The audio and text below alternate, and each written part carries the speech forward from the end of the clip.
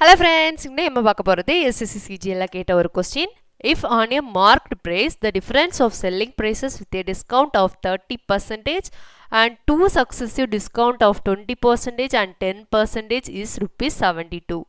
Then the market price in rupees is discount 30% or two successive discount 20% and 10% ஓட difference வந்து என்னதுன்னா 72 selling priceல. அப்படின்னா market price வந்து என்னதுன்னு கேட்டிருக்காங்க.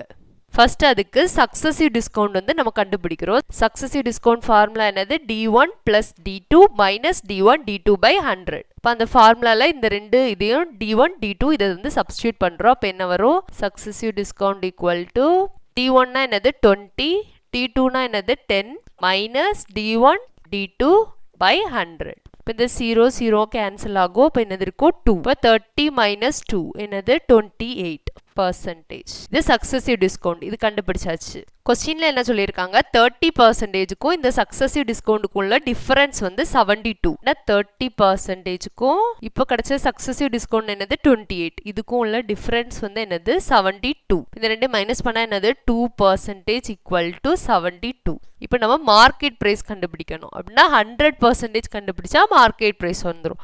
இப்போ இதை 100 ஆக்கணும்னா எதால இன்டூ பண்ணணும்? 50ஆல. இப்போ 50ஆல இதை இன்டூ பண்ணா என்ன வரும்? 100% ஈக்குவல் டு 0 5 0 1 36. இப்போ 3600. இதான் answer. Like share and subscribe friends.